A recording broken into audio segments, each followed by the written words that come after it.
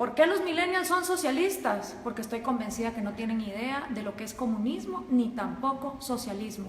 Cuando un millennial nos dice que quiere socialismo, nunca nos dice realmente qué es lo que quiere, cómo ambiciona que ese gobierno va a funcionar. No tiene idea de cómo van a funcionar las medidas políticas y económicas. Por eso se me ocurrió hacer socialismo para millennials. Bienvenidos. Vamos a arrancar desde la era industrial, cuando en el siglo XIX empiezan un montón de pensadores a pensar cosas que se denominaron como la filosofía socialista. Entre ellos estaba Giuseppe Mazzini. No digas tú, di nosotros. Esta visión de que renunciar al yo era lo mejor que le podía pasar a la sociedad. También Pierre-Joseph Proudhon, que dijo, la propiedad es robo. Estos dos contemporáneos inspiraron a Carlos Marx y a Federico Engels. Carlos Marx y Federico Engels se conocieron en 1843, 5 años antes de que escribieran el Manifiesto Comunista. Carlos Marx, hijo de padres judíos que dejaron la religión judía y se convirtieron al protestantismo, fue expulsado de Alemania, de Francia, de Bélgica, hasta que finalmente se va a Inglaterra, y en Manchester, junto con Federico Engels, un burgués, un hijo de industriales, ellos dos pues hacen el Manifiesto Comunista y describen el capital. Cosas interesantes, Carlos Marx trabajó muy poco en su vida y a la edad que yo tengo, 31 años, se retiró para ser un mantenido de Federico Engels por el resto de sus días. Vivió en Soho, Inglaterra, todo ese tiempo, y después de los 31 años nunca más volvió a trabajar. Estos dos personajes creyeron que habían descubierto el agua azucarada y que la época que estaban viviendo era una época única en la humanidad. Dicho en las palabras del mismo Carlos Marx, de este libro, The Politics Book, comunismo es el enredo de la historia resuelto. Para ellos el comunismo venía a resolver todas las luchas históricas. Según Marx y Engels, después de ellos la historia no volvería a ser la misma. Pero pensemos un poco en cuál era el mundo industrial en el que se movían Carlos Marx y Federico Engels. Para empezar, la filosofía que estos dos señores hicieron estaba inspirada para Alemania e Inglaterra, países industriales que tenían una gran industria que estaba cada vez más creciendo, no para países agrícolas. Y resulta que ni Inglaterra ni Alemania pusieron jamás en práctica las teorías de Marx ni de Engels tampoco. Quienes las pusieron en práctica fueron países agricultores que no contaban con las particularidades que Carlos Marx decía deberían de ser lo primero que debería haber, que es capital, manufactura e industria. En los países que más adelante vamos a ver, nos vamos a dar cuenta que no se puso en práctica. Además de esto, pensemos un poco en el mundo de estos dos señores.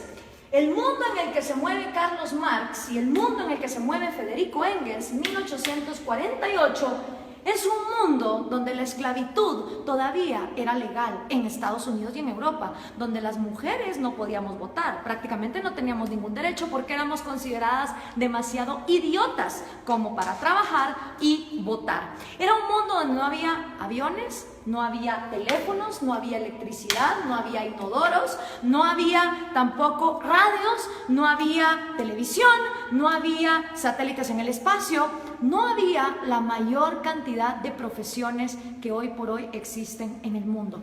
Era otro mundo. Era una época donde estos dos hombres tuvieron la arrogancia de decir, de aquí para adelante la historia ya nunca va a cambiar. Ellos no tomaron en cuenta los avances tecnológicos, pensaron que la industria y esa época de los miserables iba a quedarse ahí para siempre.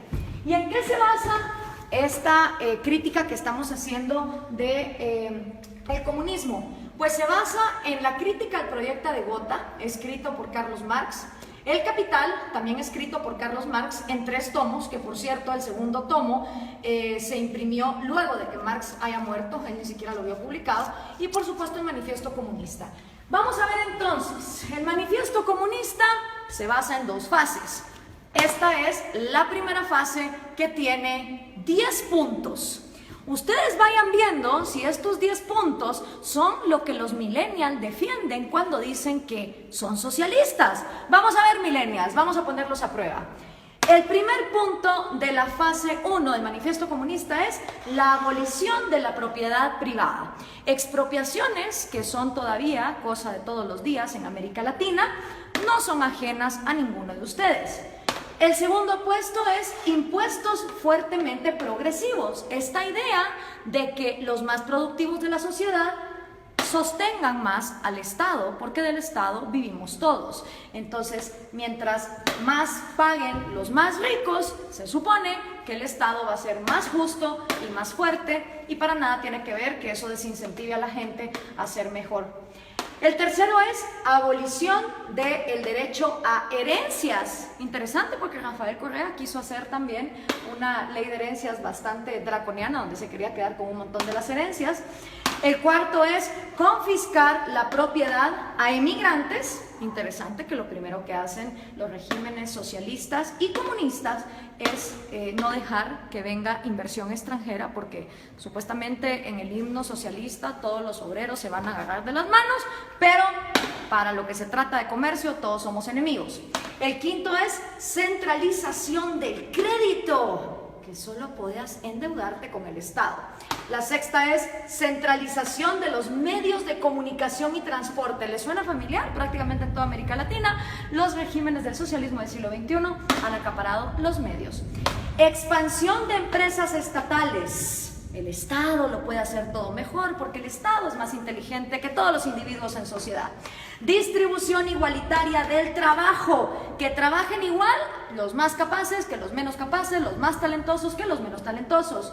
Combinar agricultura con industrias manufactureras. Y por último, educación gratis, y esto va a escandalizar un montón a los progres. Carlos Marx estaba a favor del trabajo infantil. Sí, señoras y señores, para Carlos Marx la educación debía ser gratis. Mentira, nada es gratis, todo lo paga alguien, pero como el Estado lo iba a expropiar todo, la educación entonces sería gratuita para que fuera combinada con producción industrial, es decir, que los niños desde que están estudiando trabajaran.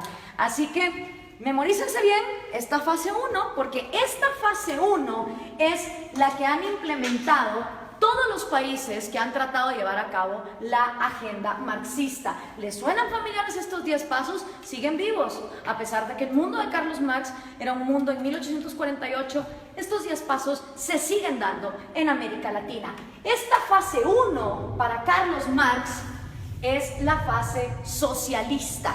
Cuando se completen estos 10 pasos es cuando entonces uno está viviendo en socialismo, pero aún no se ha llegado al comunismo. Por eso le pregunto a los millennials, cuando ustedes se dicen socialistas, ¿se refieren a estos 10 pasos, millennials? ¿O a cuántos? ¿A 6? ¿A 4? ¿A 2? ¿A cuántos de estos pasos es a los que ustedes se refieren cuando se llaman socialistas? Porque esto es la primera fase basada en el socialismo. Vamos a ver entonces, cuando ya se completa esta primera fase, ¿qué pasa en la segunda fase? Entonces viene ya la fase 2, donde viene la nueva sociedad y el nuevo hombre. Según Carlos Marx, cuando estos 10 pasos se completan, automáticamente va a surgir un nuevo hombre, un hombre iluminado, un hombre que ya no va a pensar en sí mismo, que todo se lo va a deber a su sociedad. En este nuevo mundo, que es la fase 2, la que Marx llama comunismo, ¿sí? Esta ya es la fase del comunismo. Con el nuevo hombre ya no existen dos cosas. No existe el Estado, es decir, se abolió el gobierno, ni tampoco existe el dinero, ni tampoco existe la propiedad privada. Estas 3 cosas son las que dejan de existir en la fase 2, que es la fase del comunismo, con un nuevo hombre, un hombre iluminado, un hombre que ya no piensa en sí mismo. Marx nunca dijo cómo en el cerebrito de este hombre iban a dejar de existir sueños propios, necesidades propias, anhelos, talentos. Él nunca lo explicó.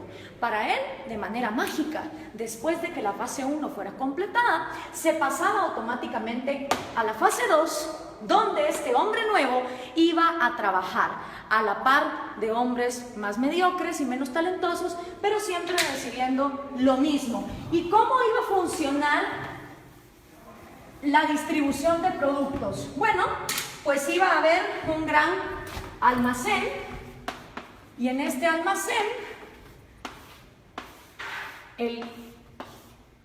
la comunidad, ya sin Estado, ya sin gobierno, ya sin dinero, te iba a proveer a ti de todos los productos y servicios que tú ibas a necesitar.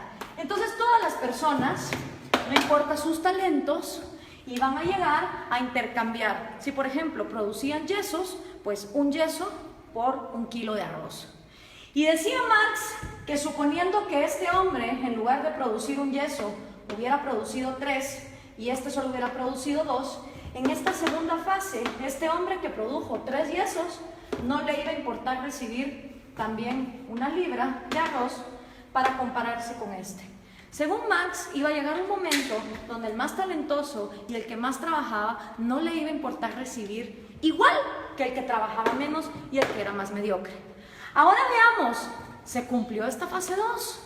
¿O qué es lo que ha pasado en la historia de la humanidad con la gente que ha llevado a cabo la agenda marxista? Bueno, pues los primeros que trataron de llevar a cabo la agenda marxista fueron Trotsky, Stalin y Lenin. 70 años después del manifiesto comunista, ellos son los primeros en poner en práctica la teoría marxista, cuando en 1918 deciden cortarle la cabeza a los sanguinarios explotadores, y de verdad que lo eran, de la dinastía Romanov, que era la monarquía que imperaba en Rusia.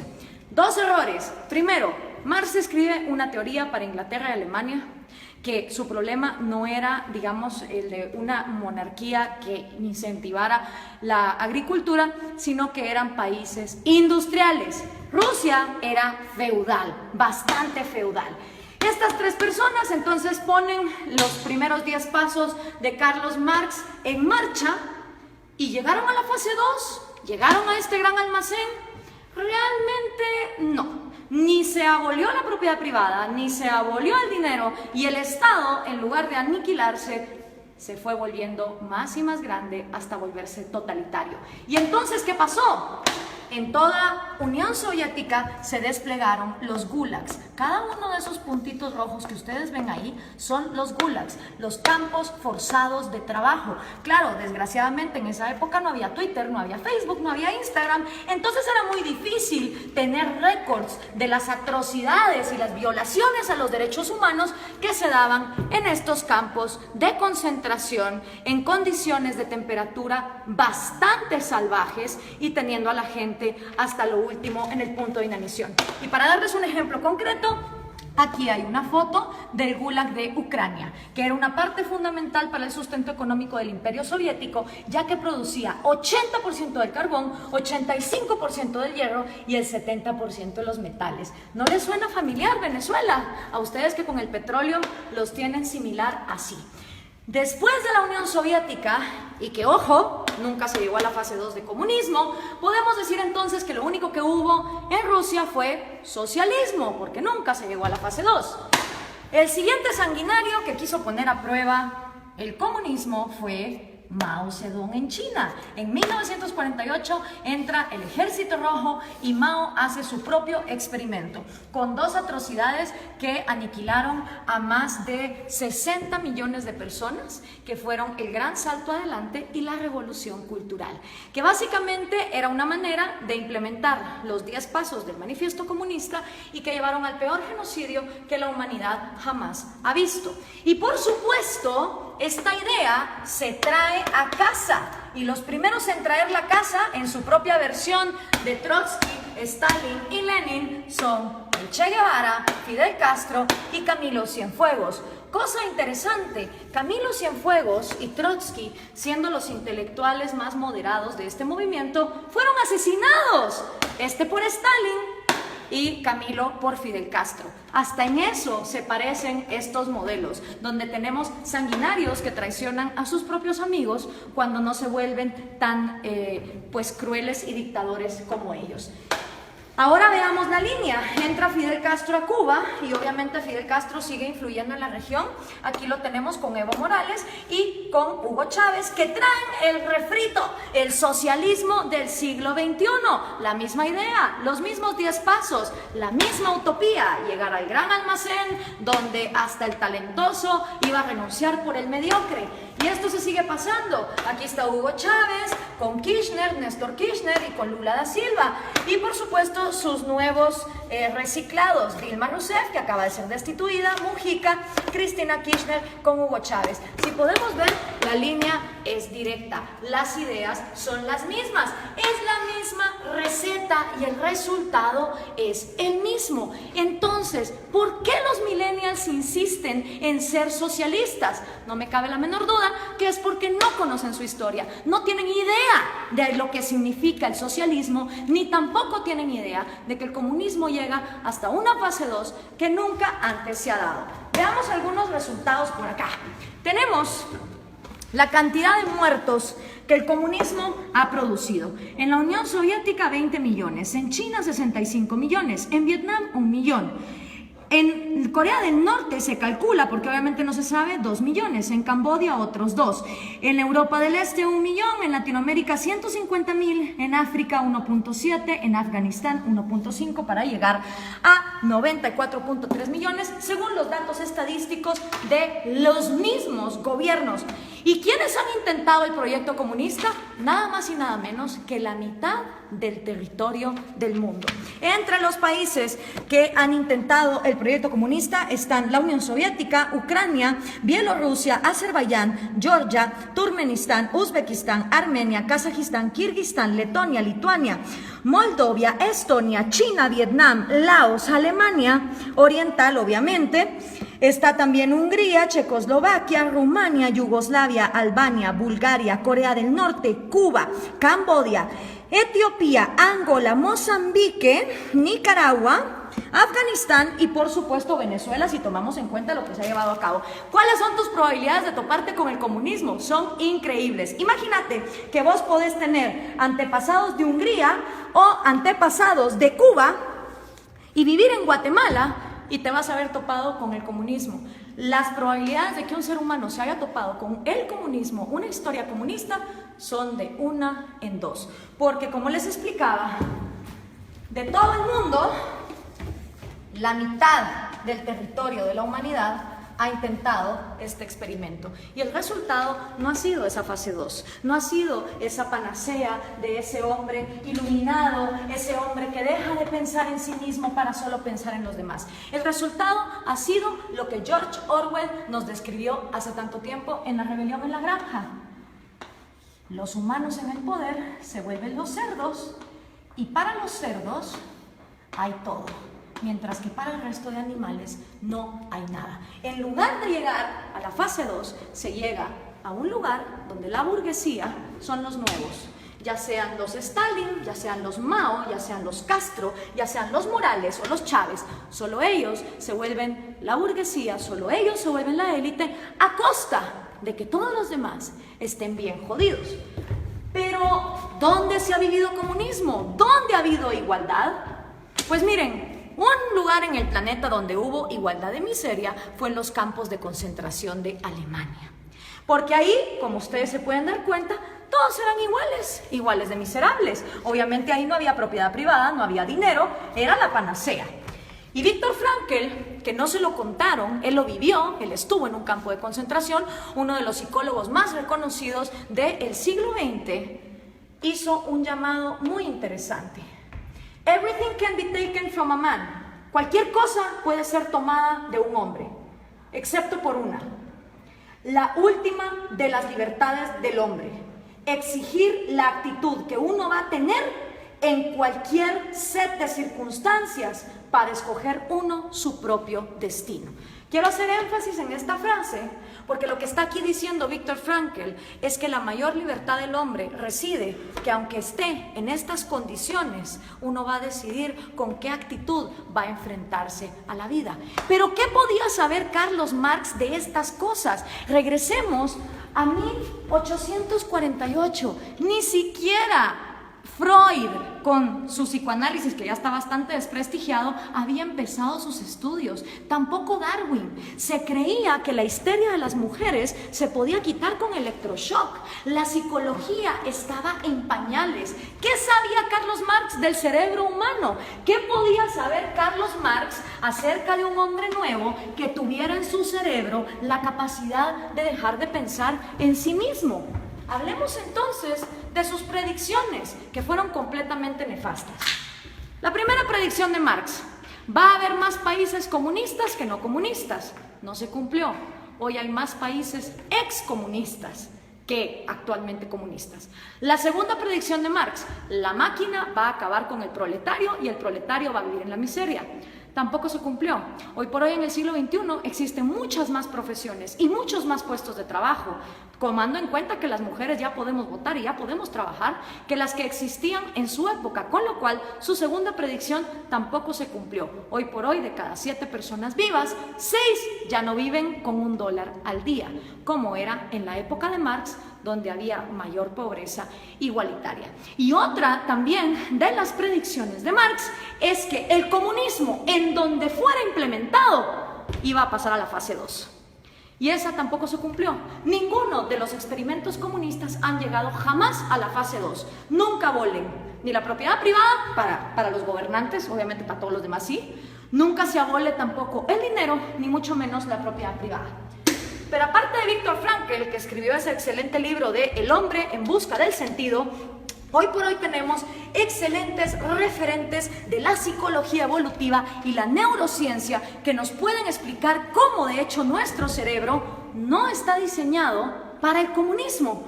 Uno de ellos es David Boss. Él es PhD, profesor de Harvard, de la Universidad de Michigan, de la Universidad de Texas, y ha escrito 7 libros de psicología evolutiva, incluyendo este. No son personas que te lo digan por fe, como te lo dijo Marx, y que solo lo dejó escrito cómo iba a ser ese cambio en la psicología humana. Son personas que han estudiado la evolución, la genética de la vida, y que entienden cómo funciona el cerebro humano. Y una de las frases de David Boss es: no existe un agente autónomo con intereses llamado sociedad. Esto es una imposibilidad lógica. Sociedad como tal no piensa, no come, no llora, no tiene intereses. La sociedad no es más que el cúmulo de cada individuo. Y somos los individuos y nuestros derechos fundamentales los que realmente existimos en la realidad. Una sociedad de individuos pensantes, libres, funcionales, es una sociedad que avanza. Una sociedad donde todos los individuos se igualan hasta la miseria sin libertad, es una sociedad que no avanza hacia ningún lado. La sociedad como ente no se mueve. Los que se mueven son individuos. Y si algo le interesa a una sociedad que funciona como una célula, es que cada una de sus partes tenga vida, tenga propiedad privada y tenga libertad, como sus 3 derechos fundamentales. Pero si eso no fuera poco, Steven Pinker, que también es un PhD, él se ha ganado el premio de la Academia Nacional de Ciencias a la mejor investigación en Inglaterra en 1993. También se ha ganado el premio de la Sociedad Cognitiva de la Neurociencia en el 2010 y ha sido 2 veces finalista del premio Pulitzer. Escribió el libro ¿Cómo funciona nuestra mente? Y una de las frases de Steven Pinker es: el mejor argumento contra el totalitarismo es reconocer una naturaleza humana universal, que todos los seres humanos tenemos un deseo innato por la vida, la libertad y la búsqueda de la felicidad. ¿Qué quiere decir esta frase? Que todas las personas, nazcamos donde nazcamos, en el país en el que nazcamos, en la cultura en que nazcamos, traemos 3 deseos innatos: el amor por nuestra vida, el amor por nuestra libertad y el amor por la propia búsqueda de la felicidad. ¿Qué significa eso? que ustedes, si quieren buscar su felicidad, emprenden su propia vida como les diera la gana. Ahora, todos estos conocimientos de neurociencia que tienen David Bosch o Steven Pinker, obviamente Carlos Marx no lo sabía, porque la psicología y la neurociencia no se habían desarrollado, no habíamos avanzado en la ciencia como para descubrir el ADN, el otro gran error de Marx. Él pensó que en su época ya se había descubierto todo, y no era así. Entonces, al tener estos conocimientos, es inaudito, es inexplicable que los millennials sigan siendo socialistas. La única manera en que me lo explico es que los millennials no tienen ni idea de lo que es socialismo, ni mucho menos comunismo. Y yo, que también soy millennial, pero de la primera generación, de esos que todavía vimos los cassettes y que sabemos cómo funcionan, tenía 5 años cuando cayó el muro de Berlín. Y me acuerdo como que fuera ayer de ver a esas personas celebrando y preguntarle a mi papá, ¿qué se está celebrando ahí? Me dijo, ahí se está celebrando que tenían a una población dividida a la mitad porque de un lado querían salir y no los dejaban.